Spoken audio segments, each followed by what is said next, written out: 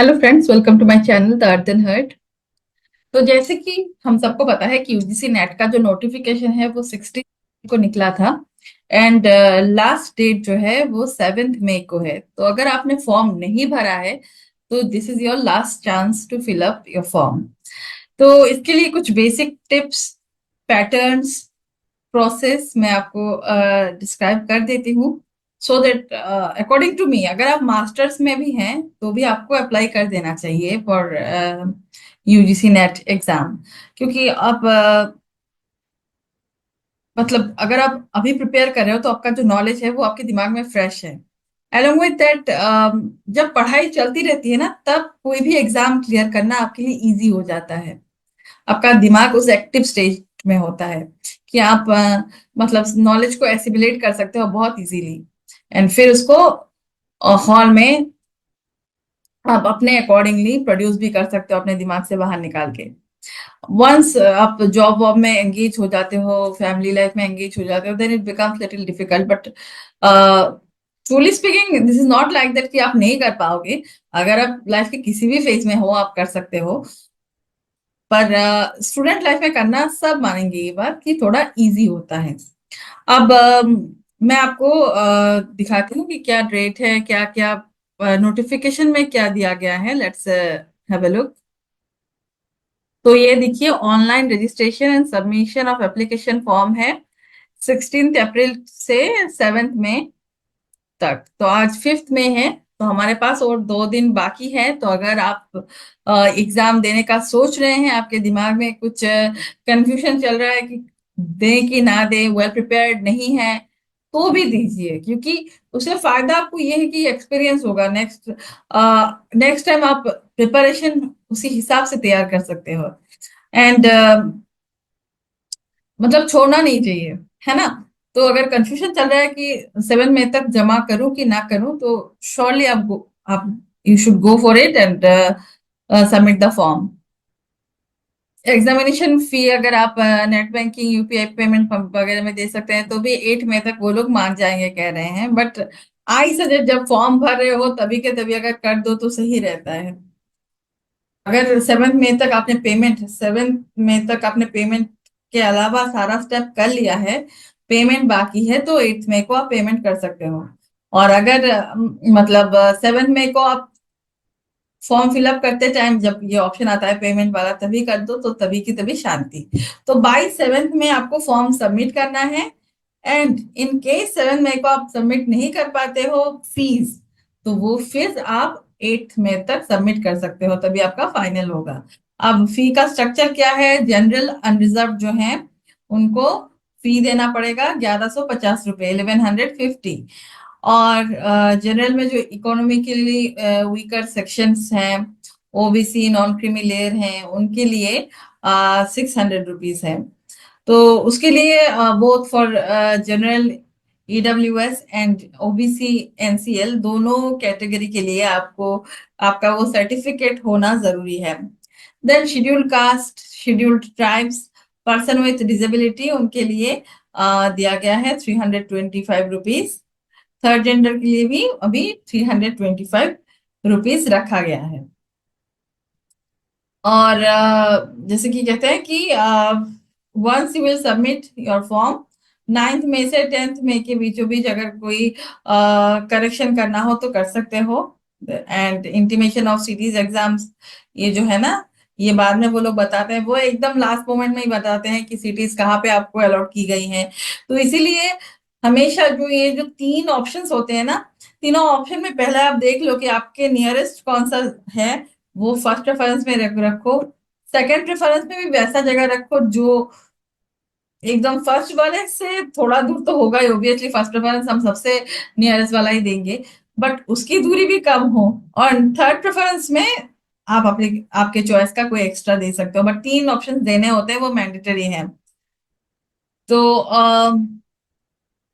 ये रहे सिटी। अब सिटी इंटीमेशन फिर वो लोग बोलेंगे और इन्फॉर्म करेंगे अराउंड 1 वीक पहले, तो उस हिसाब से आपको on final intimation of exam centres वो तो एकदम लास्ट में पता चल जाएगा।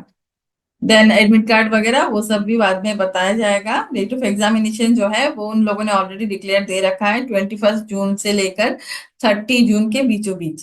तो जैसे कि आपको पता है कि अलग अलग सब्जेक्ट्स के कोड अनुसार अलग अलग दिन में होते हैं, कुछ कुछ एग्जाम तो शिफ्ट्स में भी होते हैं। तो ये चीज रहेगी, there is no break between paper 1 and paper 2।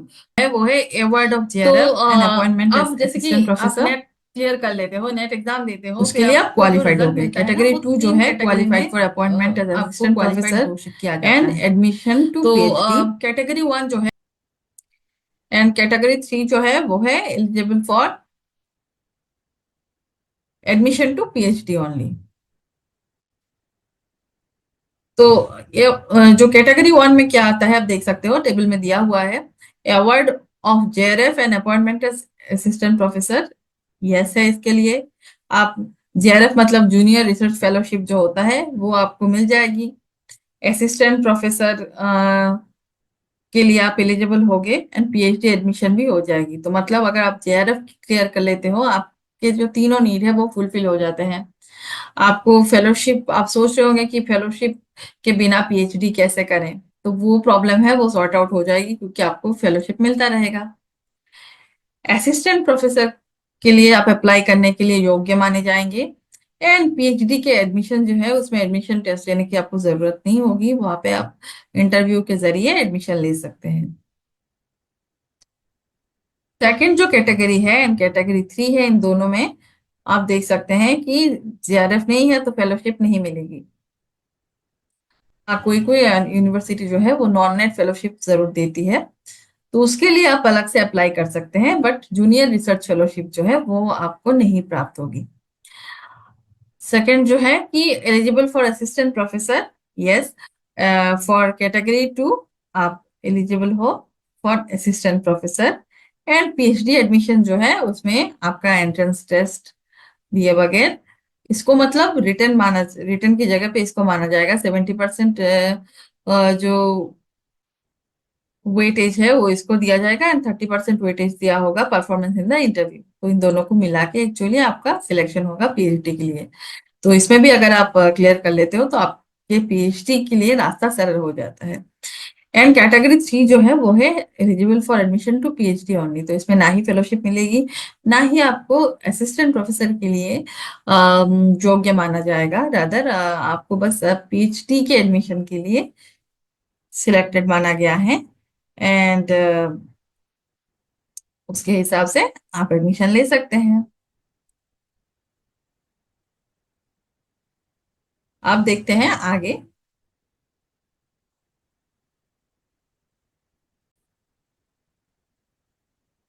अब बात आती है कि age limit. UGC net for assistant professor, इसकी कोई एज सीमा नहीं है, आप अप्लाई कर सकते हो।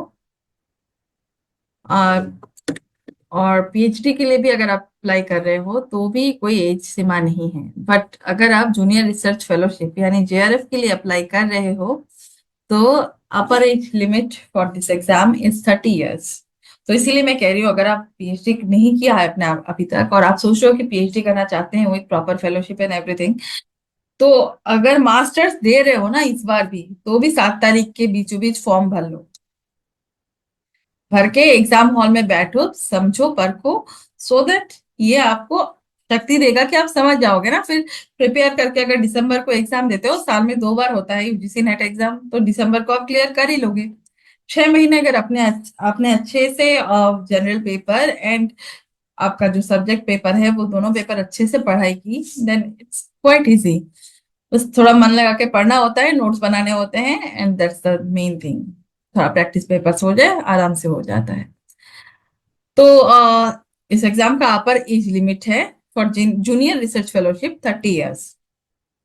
Beyond that OBC, SC, ST, OBC, female candidate, EWS और बहुत सारे कैटेगरीज को 5 years तक की रिलैक्सेशन, मतलब 35 साल तक का रिलैक्सेशन दिया जाता है।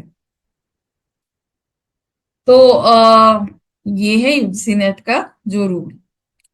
अब फेलोशिप की अमाउंट क्या है, तो शुरुआत में जो फेलोशिप का अमाउंट होता है वो शुरू होता है अराउंड 37,000 से।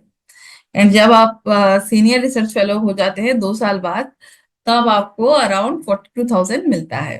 तो अमाउंट इज क्वाइट गुड। और मतलब मास्टर्स के बाद आपके हाथ में कुछ पैसे भी चले आएंगे, और अलोंग विद दैट आप अपने रिसर्च का काम भी कंटिन्यू कर सकते हो, घर से पैसे लिए बगैर। तो बहुत हार्डवर्क कीजिए ताकि जेआरएफ जो है वो कंप्लीट हो जाए with in the time period provided. अगर आप बहुत मन लगा के पढ़ते हैं ना, ये 1 महीने के बीच बीच आप कर सकते हैं। आपने देखा ना कि 30 तारीख, 30 जून तक, 21 जून से शुरू होगा एग्जाम, तो अभी तक आपके पास अराउंड 1.5 महीना है। तो अगर अच्छे से पढ़ाई करते हैं then it will be very easy for you to clear the exam. Exam का जो मोड है, mode of the exam is in CBT mode. CBT मतलब कंप्यूटर बेस्ड। तो जब आप किसी एग्जाम सेंटर को सिलेक्ट करोगे, उस सेंटर में बहुत सारे कंप्यूटर रखे होंगे। No descriptive questions will be there. वहां पे आपको कंप्यूटर के माध्यम से सारे आंसर्स करने हैं। एंड बहुत मतलब रफ शीट वगैरह दिए जाते हैं, तो बहुत ही कम टाइम में अगर आप प्रैक्टिस कर रहे हो तो इट्स इजी। सारे रफ कॉपीज में मैथ्स के जो होते हैं ना, जनरल पेपर में मैथ्स वगैरह भी होते हैं, तो उनको करना होता है। करके आंसर जो है वो मल्टीपल में आता है। एंड आपका सब्जेक्ट पेपर में, जैसे कि प्लेलिस्ट में आप हो, तो आई एम एक्सपेक्टिंग कि आप परफॉर्मिंग आर्ट्स से हो, तो आपके लिए ये बहुत इंपॉर्टेंट रहेगा कि आप मतलब थ्योरीज वगैरह जो पार्ट है उसमें तो मल्टीपल चॉइस बहुत इजी होता है, you can go for it. अब देखते हैं पैटर्न क्या है। पैटर्न ये है कि फर्स्ट पेपर जो होता है उसमें 100 मार्क्स होते हैं एंड नंबर ऑफ क्वेश्चंस होते हैं 50। तो इसमें जैसे कि teaching, research aptitude, then reasoning ability, reading comprehension, divergent thinking and general awareness, ये सारी चीजें इंक्लूडेड होती हैं। जैसे कंप्यूटर कंप्यूटर नॉलेज से लेके कम्युनिकेशन, देन क्या कहते हैं, ये जो है ना न्यूमेरिकल्स ऑन डिस्टेंस टाइम, ये सारी चीजें, vectors.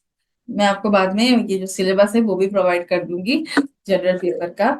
And there are some good YouTube channels जो आप फॉलो कर सकते हो for your NET exam. So I prefer, एक तो है कॉमर्स नेट अचीवर, उसमें आप जो फर्स्ट पेपर है तलवीर सर पढ़ाते हैं, बहुत अच्छा पढ़ाते हैं। So you can study there. उनके जो मैराथन्स हैं, these are of great use and बहुत ही ज्यादा फुलफिलिंग है। along with that enough classes are also there, वहां पे भी आप देख सकते हो। तो they are the good teachers and giving 100% even good result। तो ये फर्स्ट पेपर के लिए। सेकंड पेपर के लिए आप मेरा चैनल फॉलो कर सकते हो। along with that मैं कुछ बुक्स वगैरह सजेस्ट करूंगी, you can go for it and prepare for your exam. और ये है ये तो हुई जनरल पेपर की बात।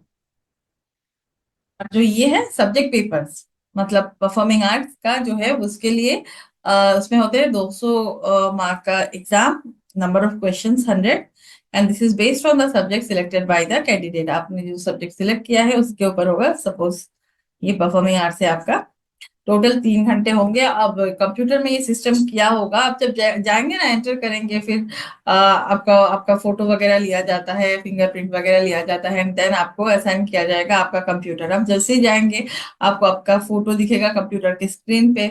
आप लॉग इन करके एंटर करोगे तो आपको दिख जाएगा पेपर 1 एंड पेपर 2। अब परफॉर्मिंग आर्ट्स वाले बच्चे याद रखें कि वहां पे section A and section B भी होता है पेपर 2 में। मतलब एक तो होता है डांस एंड अनदर पार्ट होता है ड्रामा एंड थिएटर।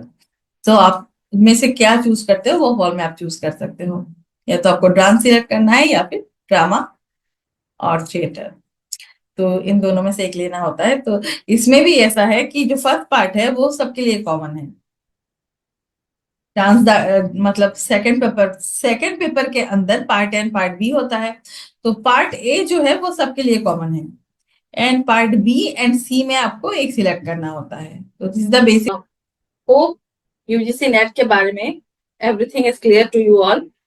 अगर आपने ऑलरेडी अप्लाई कर रखा है तो आपके लिए ये वीडियो बहुत ज्यादा हेल्पफुल होगा, इन अ वे कि आप इसके इनर लाइन थिंग्स को समझ जाएंगे। और अगर आपने अप्लाई अभी तक नहीं किया है तो आपके पास अभी 1.5 दिन ही बचे हैं। तो जल्दी जल्दी से प्रिपेयर हो जाइए. And I have also uploaded one video on how to fill up the form of UGC NET. तो इसी प्लेलिस्ट में है, प्लीज देखें. एंड जल्दी से फॉर्म फिलअप कर लें एंड पढ़ाई भी फुल ऑन करें. Thank you.